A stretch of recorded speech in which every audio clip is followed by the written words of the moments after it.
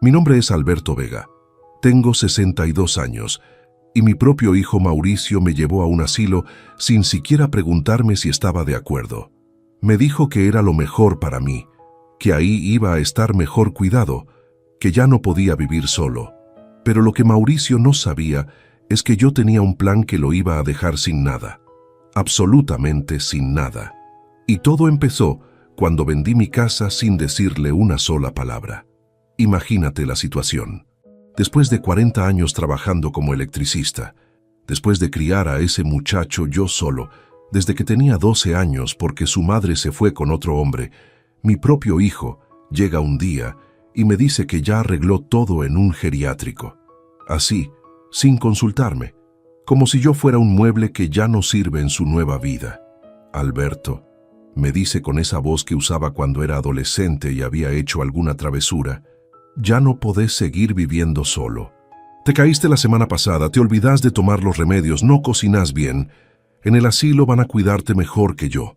Mentira. La verdadera razón por la que quería sacarme de mi casa era otra muy diferente.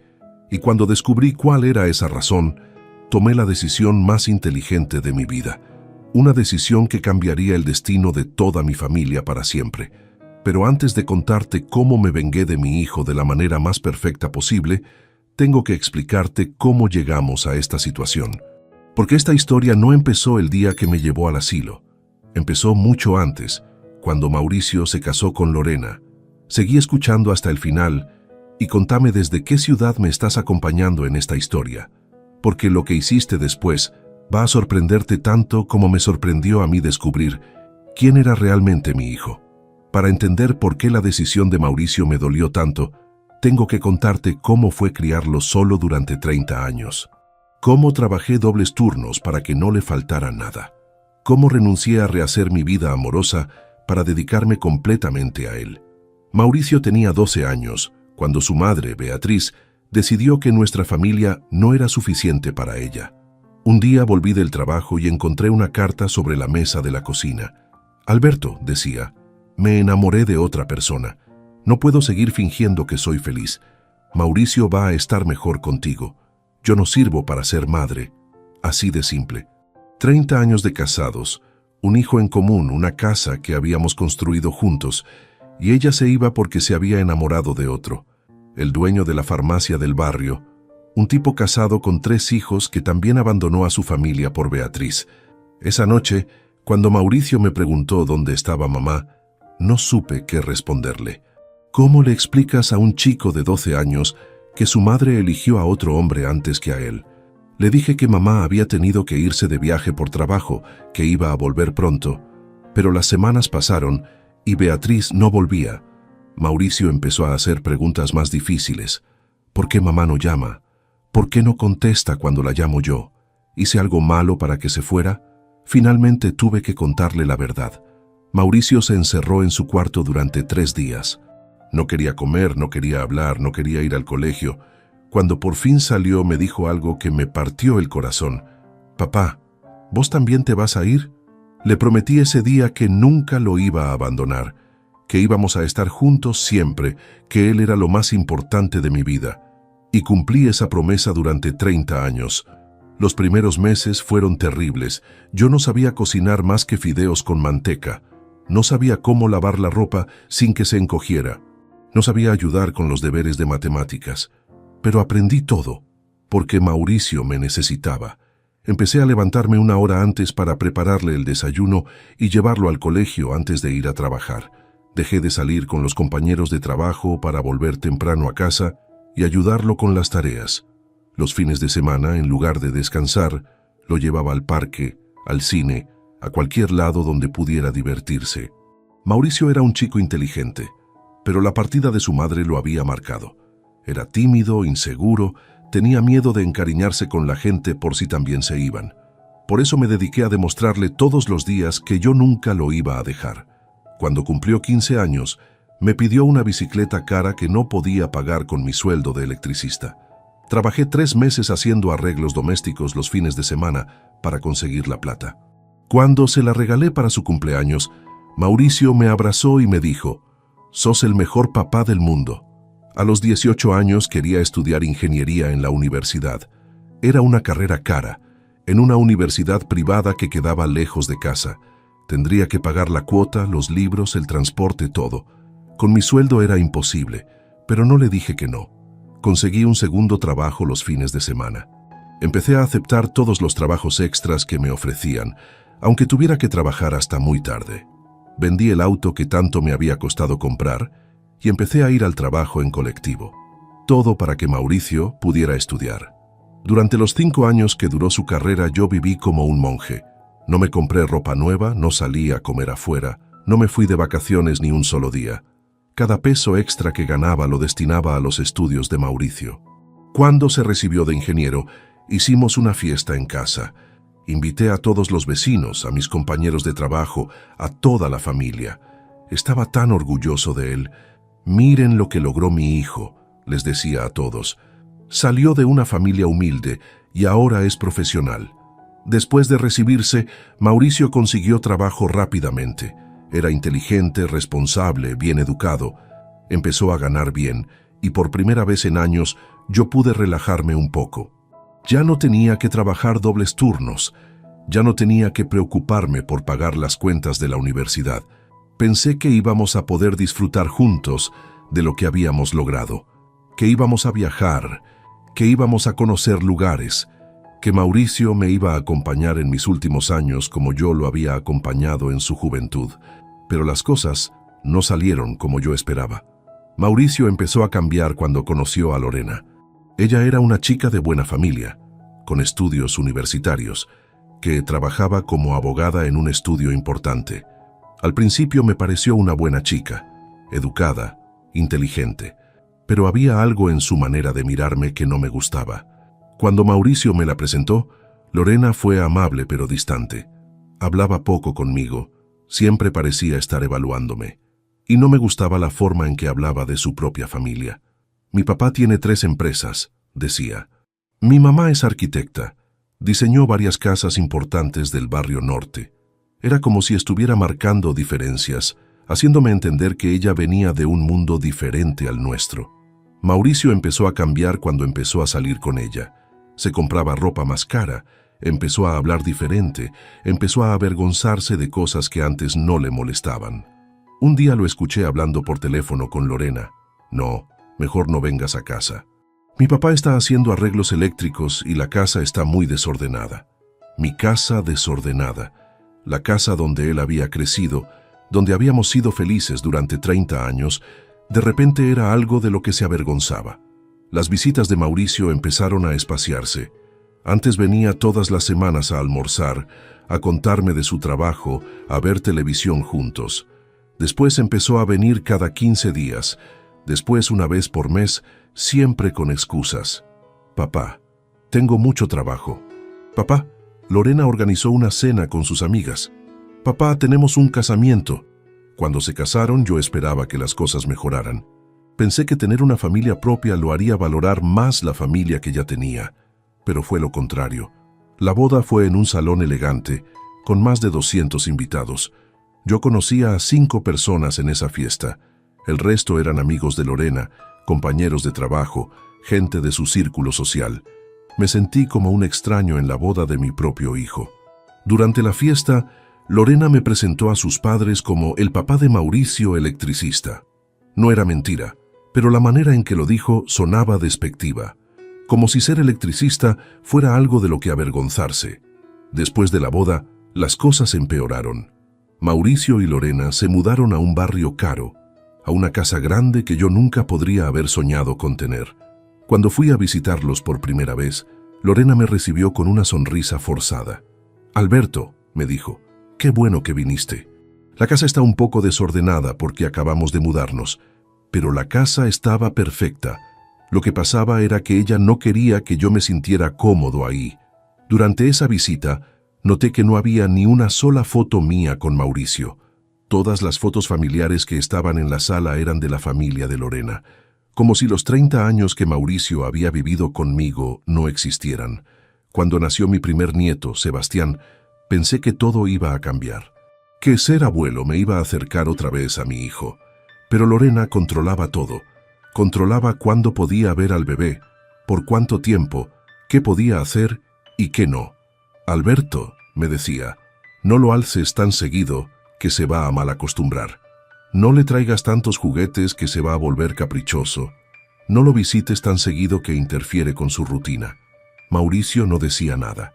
Se había convertido en un espectador silencioso de su propia vida.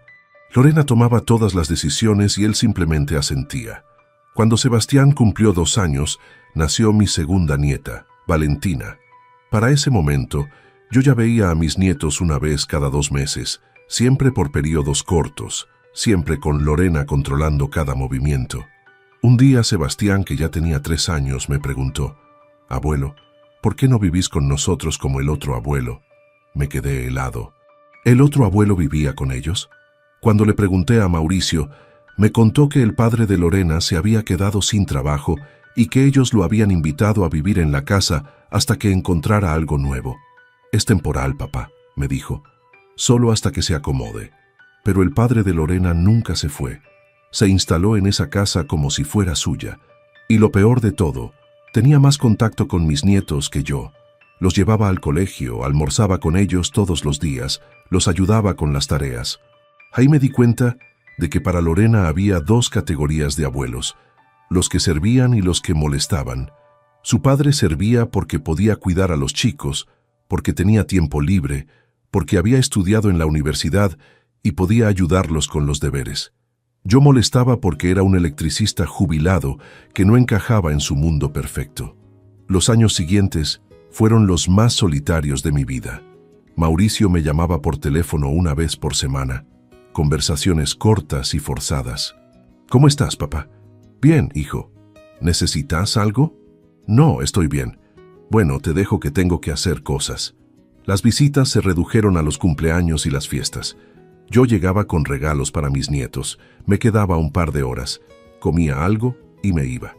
Los chicos me trataban como a un extraño amable que aparecía de vez en cuando con juguetes. Sebastián y Valentina crecían sin conocerme realmente. No sabían que yo había criado a su papá solo durante 30 años.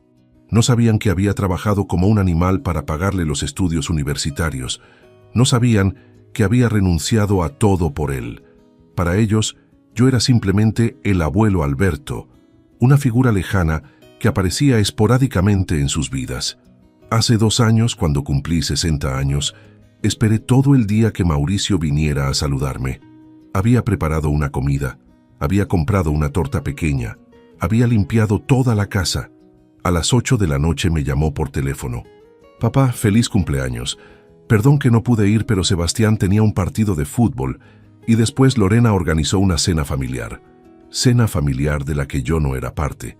Esa noche, comiendo torta solo en mi cocina, me pregunté qué había hecho mal, dónde había fallado como padre, por qué el hijo al que había dedicado mi vida entera me trataba como si fuera un extraño. Pero lo peor estaba por venir, y cuando finalmente llegó, me di cuenta de que no había fallado como padre.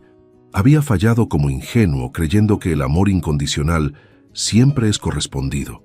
El punto de quiebre llegó hace 6 meses, cuando me caí en la ducha y me lastimé la espalda. Estuve 2 días sin poder levantarme de la cama, sin poder ir a comprar comida, tomando calmantes que me dejaban mareado. Cuando por fin pude llamar a Mauricio para contarle lo que había pasado, su reacción no fue la que esperaba. En lugar de preocuparse, se enojó. «Papá», me dijo, «¿ves por qué no podés seguir viviendo solo? ¿Qué habría pasado si te lastimabas peor? ¿Quién te habría encontrado?» Le expliqué que había sido un accidente, que me había resbalado con jabón, que podía pasarle a cualquiera a cualquier edad. Pero él ya había tomado una decisión. «Papá, voy a empezar a buscar un lugar donde estés mejor cuidado. Un lugar donde haya enfermeras, donde tengas actividades, donde estés acompañado. Un geriátrico». Quería meterme en un geriátrico. Le dije que no, que yo estaba bien, que podía cuidarme solo, que no necesitaba que nadie me cuidara. Pero Mauricio ya había hablado con Lorena. Ya habían decidido entre los dos cuál iba a ser mi futuro. «No es negociable, papá», me dijo. «Es por tu bien, por mi bien», como si él supiera mejor que yo lo que era bueno para mí. Durante las semanas siguientes, Mauricio empezó a visitarme más seguido, pero no por cariño. Venía a evaluar mi estado, a buscar evidencias de que no podía valerme por mí mismo. Si se me olvidaba algo, si tardaba en contestar una pregunta, si me movía despacio, él lo anotaba mentalmente como prueba de que necesitaba cuidados especiales. Un día, lo escuché hablando por teléfono con Lorena desde mi patio. Sí, está cada vez peor. Ayer se olvidó de que habíamos quedado en almorzar juntos, y la casa está muy desordenada, no está manteniendo la higiene como debería. Mentiras. Yo no me había olvidado de ningún almuerzo, porque no habíamos quedado en nada, y mi casa estaba perfectamente limpia, como siempre había estado. Pero Mauricio necesitaba justificar su decisión, necesitaba convencerse a sí mismo de que me estaba haciendo un favor. 2 semanas después, llegó con folletos de geriátricos. Mira, papá, qué lindo que está este lugar.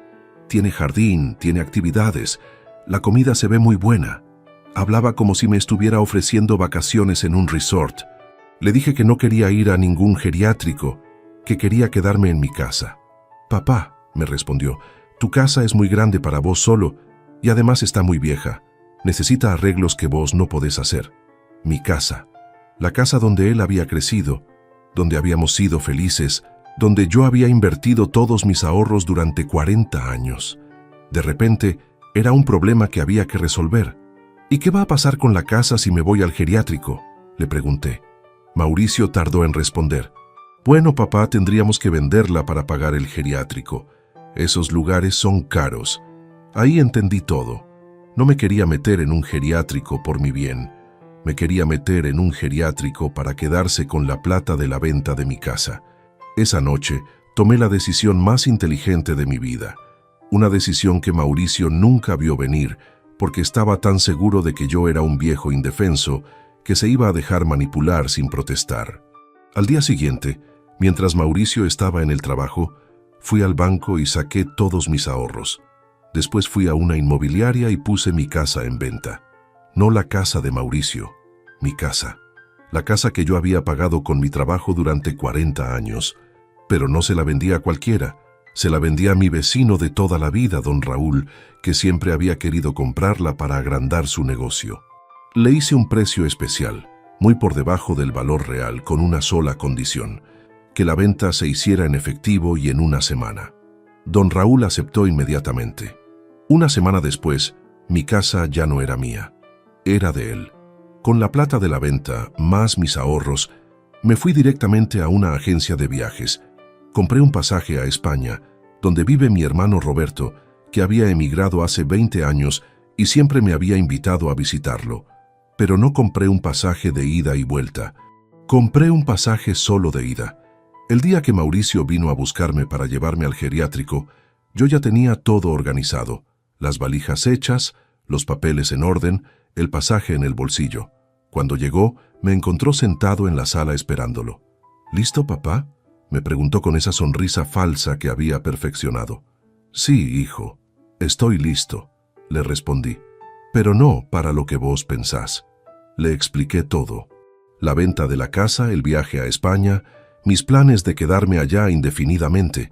Mauricio no podía creer lo que estaba escuchando. Papá, no podés hacer eso. Esa casa era nuestra casa. Íbamos a usar esa plata para... ¿Para qué, Mauricio?, le pregunté. ¿Para pagar un geriátrico que yo no quiero? ¿Para asegurarme de que pase mis últimos años encerrado en un lugar donde no conozco a nadie? Era para tu bien, papá. No, hijo. Era para tu bien. Era para sacarte de encima al viejo que te molesta, al viejo que no encaja en tu nueva vida. Mauricio trató de convencerme de que cambiara de opinión. Me prometió que podía quedarme en casa si quería, que no me iba a obligar a ir al geriátrico. Pero ya era tarde.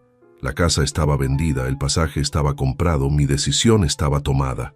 Papá, me dijo con lágrimas en los ojos, no podés irte así. Somos familia. Somos familia cuando a vos te conviene, le respondí. Cuando necesitas algo de mí. Pero cuando te molesto, cuando no encajo en tu vida perfecta, entonces soy un problema que hay que resolver. Esa tarde me fui al aeropuerto. Mauricio me llevó, llorando durante todo el viaje. En el aeropuerto me pidió perdón, me prometió que las cosas iban a cambiar, me suplicó que no me fuera. 30 años, hijo, le dije antes de irme. 30 años dediqué mi vida a criarte, a educarte, a darte todo lo que necesitabas. Y cuando llegó el momento de que vos me cuidaras a mí, preferiste meterme en un geriátrico. Llegué a España hace 4 meses. Mi hermano Roberto me recibió con los brazos abiertos. Alberto, me dijo, esta casa es tuya por el tiempo que quieras quedarte. Acá estoy viviendo una vida que nunca pensé que iba a tener. Salgo a caminar todas las mañanas por un parque hermoso que está cerca de casa. Me anoté en un club de jubilados donde jugamos al dominó y contamos historias. Conocí a una señora viuda que se llama Carmen, muy buena persona con la que voy al cine y a tomar café. Por primera vez en años me siento valorado. Roberto me presenta a sus amigos como mi hermano el electricista, el hombre que crió solo a su hijo y lo convirtió en ingeniero. Acá ser electricista no es algo de lo que avergonzarse, es algo respetable. Mauricio me llama por teléfono todas las semanas. Al principio me gritaba, me recriminaba haber vendido la casa sin consultarle. Después empezó a suplicarme que volviera. Ahora simplemente llora. Papá, me dijo en la última llamada, los chicos te extrañan. Sebastián pregunta cuándo va a volver el abuelo Alberto. Los chicos me extrañan. Después de años de verme una vez cada 2 meses, ahora que no estoy, me extrañan. ¿Y vos, Mauricio?, le pregunté. ¿Vos me extrañás o extrañás la herencia que se te escapó de las manos? No supo qué responder. La semana pasada me mandó fotos de los chicos. Sebastián había perdido un diente y sonreía mostrando el hueco. Valentina había aprendido a andar en bicicleta. Son hermosos mis nietos, y es una pena que los haya conocido tan poco. Pero esa fue decisión de Mauricio, no mía. Él eligió mantenerme alejado de sus hijos. Él eligió que Lorena controlara mi relación con ellos. Él eligió el mundo de su esposa por sobre su propio padre. Con la plata que me sobró de la venta de la casa, abrí una cuenta de ahorros para mis nietos. Cuando cumplan 18 años, van a recibir una herencia que les va a permitir estudiar lo que quieran, ir a donde quieran, ser lo que quieran ser. Pero van a recibirla directamente de mí, no a través de Mauricio. Porque he aprendido que hay personas que no saben valorar lo que tienen hasta que lo pierden. Mauricio perdió a su padre, perdió la herencia, perdió la casa donde había crecido. Todo porque pensó que podía manipularme, que podía decidir por mí, que podía disponer de mi vida como si fuera su propiedad. Ahora está viviendo las consecuencias de sus decisiones. Y yo estoy viviendo las consecuencias de las mías. ¿Me arrepiento? No. Por primera vez en años, soy dueño de mi propia vida. Nadie me dice qué tengo que hacer, dónde tengo que vivir, cómo tengo que cuidarme. Soy libre. Y la libertad, después de 62 años, es lo mejor regalo que me pude hacer a mí mismo. Mauricio todavía cree que algún día voy a volver, que va a poder convencerme de que regrese, pero no entiende que yo no me fui solo de Argentina. Me fui de una vida donde era invisible, donde era un estorbo, donde era un problema. Acá, en España, soy Alberto Vega otra vez. No soy el papá de Mauricio, ni el abuelo que molesta.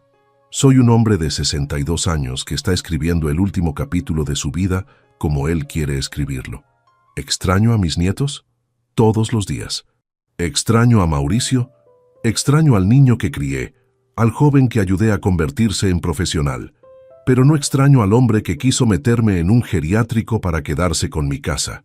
Carmen, la señora que conocí acá, me dijo algo muy sabio la semana pasada. Alberto, vos no abandonaste a tu familia. Tu familia te abandonó a vos hace años. Vos simplemente tomaste nota. Y tenía razón. Mauricio me había abandonado emocionalmente mucho antes de querer meterme en el geriátrico. El geriátrico era solo la formalización de algo que ya había pasado. Ahora Mauricio está aprendiendo lo que significa perder a alguien importante. Está aprendiendo que las decisiones tienen consecuencias. Está aprendiendo que no se puede tratar mal a la gente que uno quiere sin que haya un precio que pagar. Tal vez algún día entienda lo que hizo. Tal vez algún día se dé cuenta de que tuvo a su padre disponible durante 62 años y eligió desperdiciarlo. Tal vez algún día valore lo que perdió. Pero ese día, si llega, va a ser demasiado tarde, porque yo ya aprendí a vivir sin él. Y vos, que me estás escuchando desde tu ciudad, ¿tenés a alguien en tu familia que te trata como si fueras un estorbo? ¿Tenés hijos que solo se acuerdan de vos cuando necesitan algo? ¿Te sentís invisible en tu propia familia? Si la respuesta es sí, quiero que sepas algo importante. Nunca es demasiado tarde para elegir tu propia felicidad. Nunca es demasiado tarde para decidir que mereces respeto. Nunca es demasiado tarde para decir hasta acá.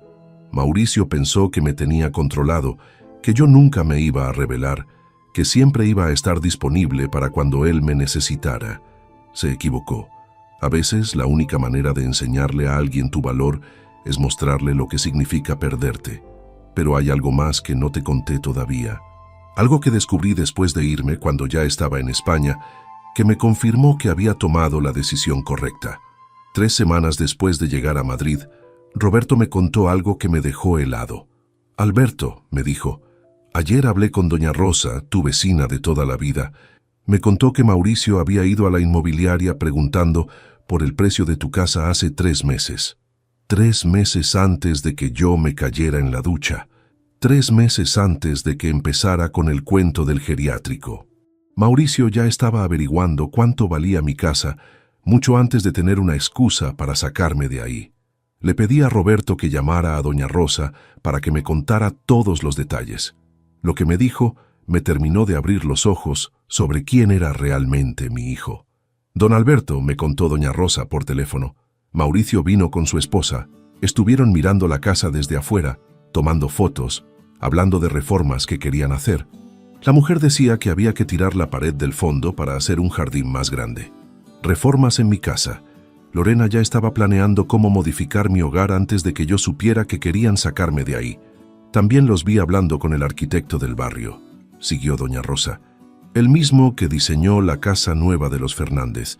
Parece que querían hacer una ampliación. Una ampliación. No solo querían mi casa, querían invertir en ella para aumentar su valor. Mauricio no necesitaba el dinero para pagar un geriátrico. Necesitaba la casa para su proyecto familiar. Cuando colgué el teléfono, me quedé sentado en silencio durante horas. Todo había sido mentira. La preocupación por mi salud, el miedo de que viviera solo, la insistencia de que un geriátrico era lo mejor para mí. Todo había sido una excusa para quedarse con mi propiedad. Esa noche llamé a mi abogado en Buenos Aires, el doctor Peña, que había manejado la venta de mi casa.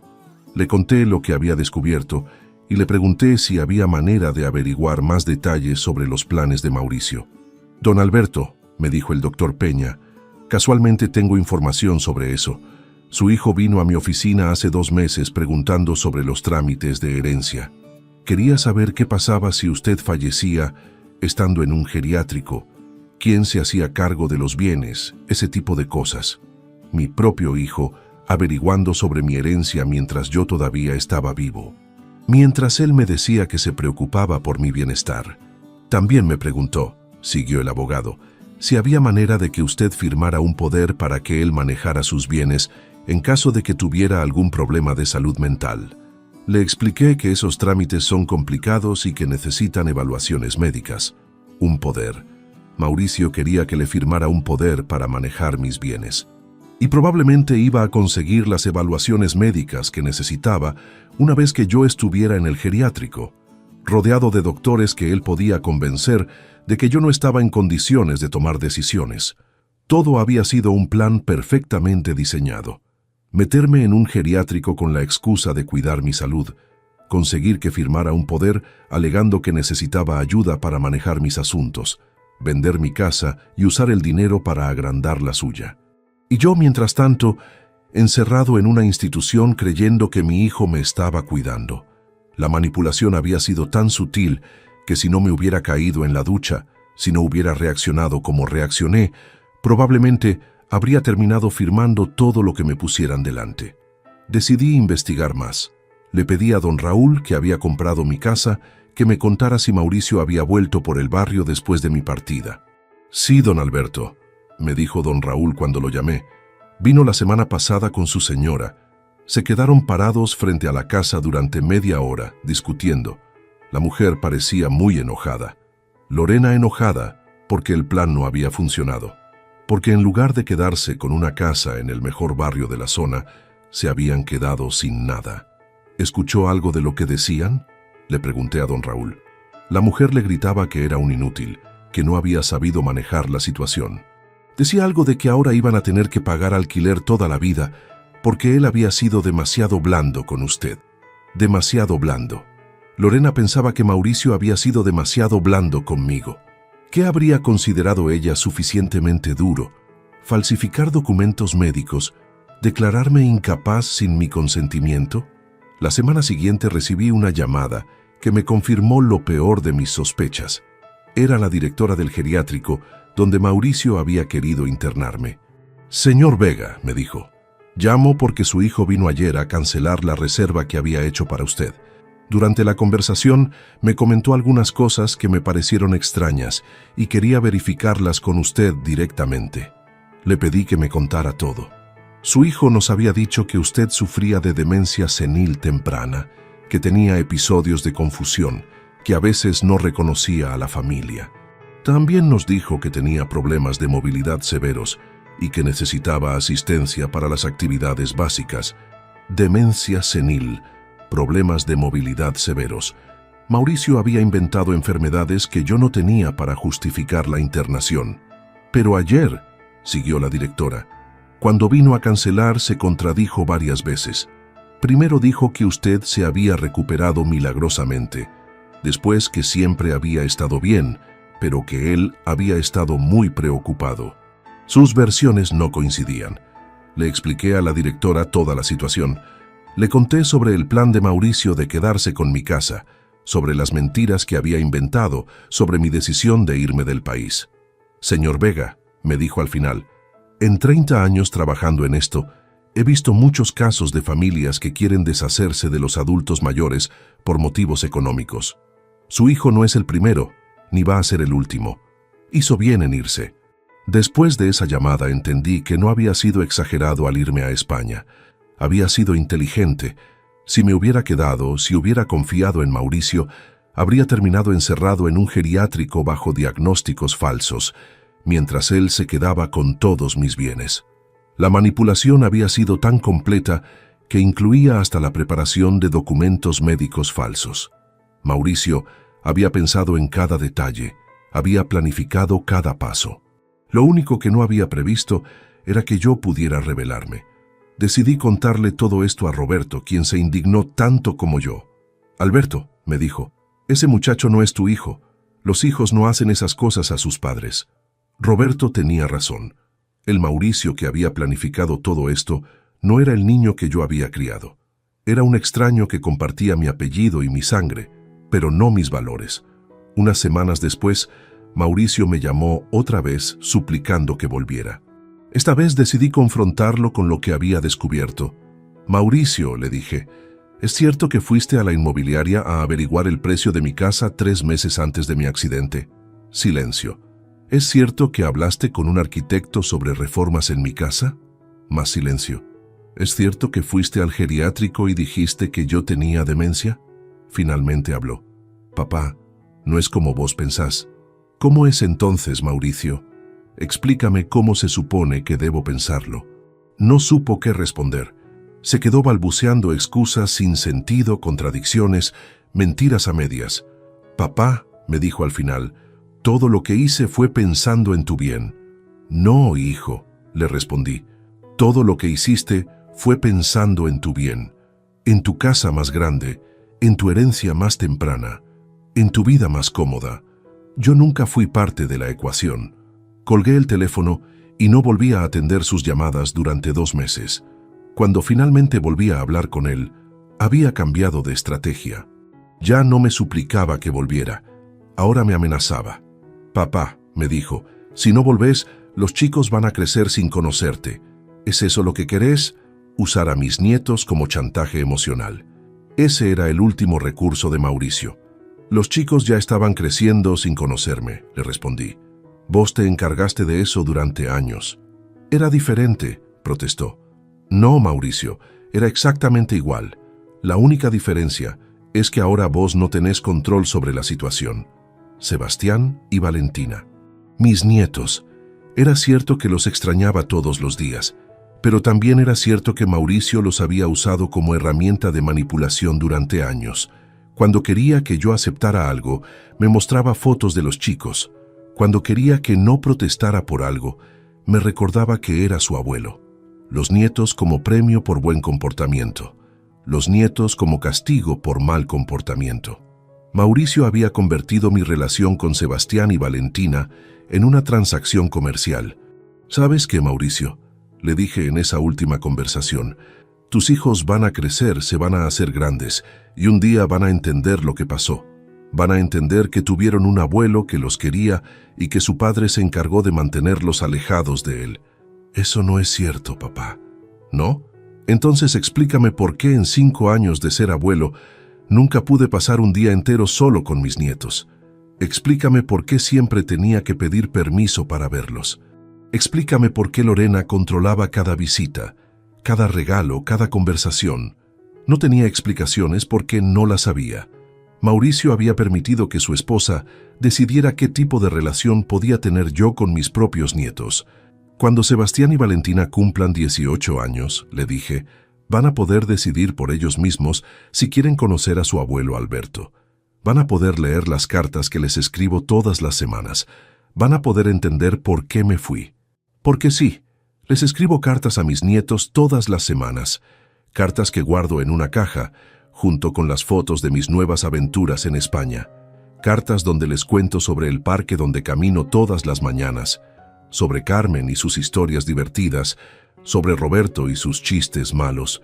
Cartas donde les explico con palabras simples por qué el abuelo tuvo que irse muy lejos, pero nunca dejó de amarlos. El mes pasado cumplí 63 años. Roberto organizó una fiesta pequeña en casa. Invitó a algunos vecinos, a los amigos del club de jubilados. Carmen me regaló un libro de fotografías de Madrid que estuvimos hojeando toda la tarde. Fue la primera vez en años que pasé mi cumpleaños sintiéndome realmente querido. Mauricio me llamó ese día. «Papá, feliz cumpleaños», me dijo con voz quebrada. «Los chicos te hicieron dibujos». Los chicos que apenas me conocían me habían hecho dibujos para mi cumpleaños. ¿Qué les habría dicho Mauricio? ¿Que el abuelo estaba de viaje?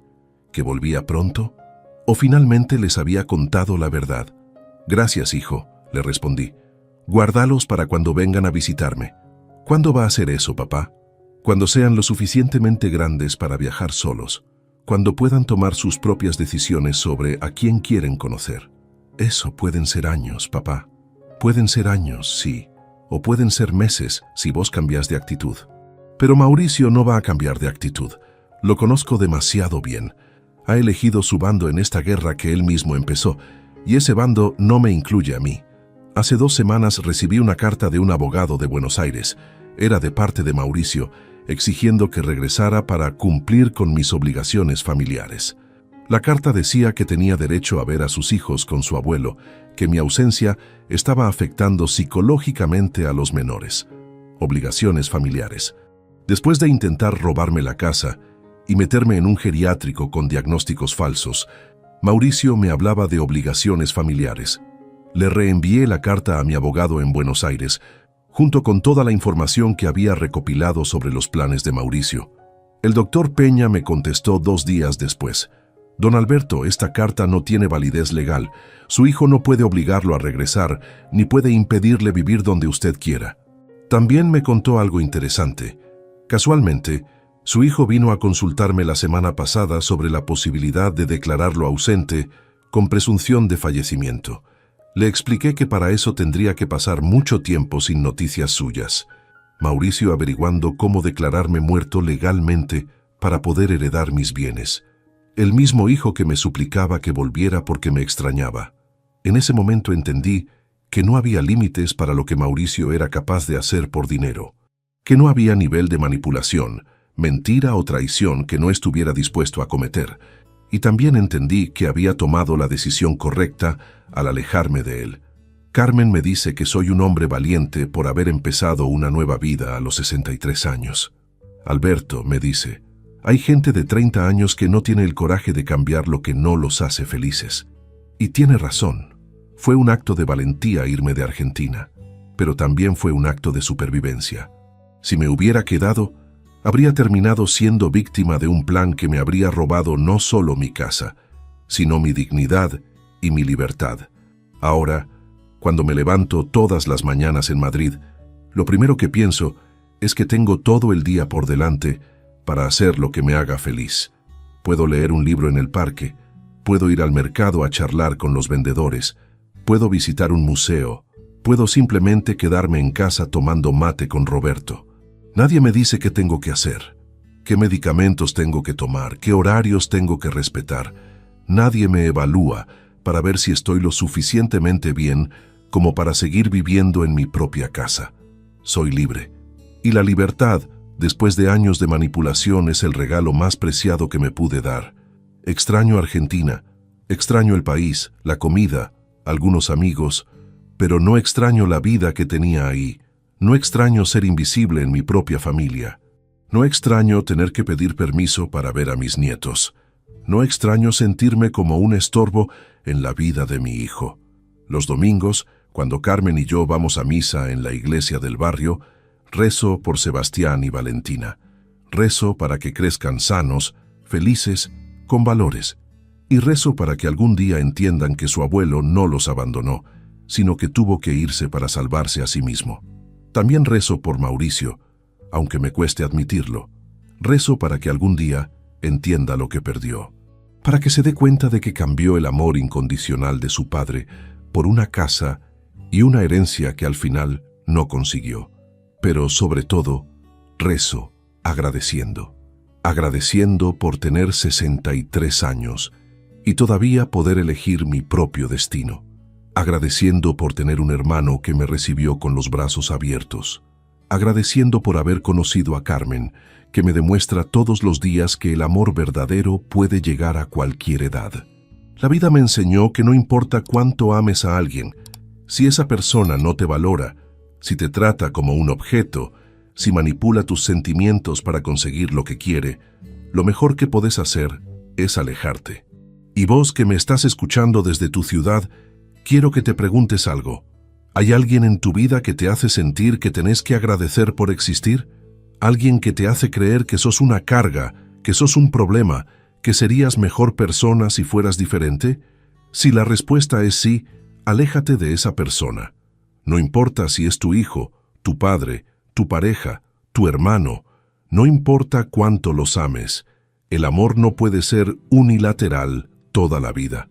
Mauricio creyó que podía manipularme porque yo siempre había sido el que cedía, el que se sacrificaba, el que ponía sus necesidades antes que las mías. Creyó que tenía garantizado mi amor incondicional sin tener que dármelo a cambio. Se equivocó y ahora está pagando las consecuencias de haberse equivocado. Contame desde qué ciudad me estás escuchando y contame también si esta historia te hizo reflexionar sobre tus propias relaciones familiares. Porque al final, la familia que vale la pena es la que te elige todos los días, no solo cuando te necesita. Y recordá que nunca es demasiado tarde para elegir tu propia felicidad. Nunca es demasiado tarde para decir basta. Nunca es demasiado tarde para empezar de nuevo.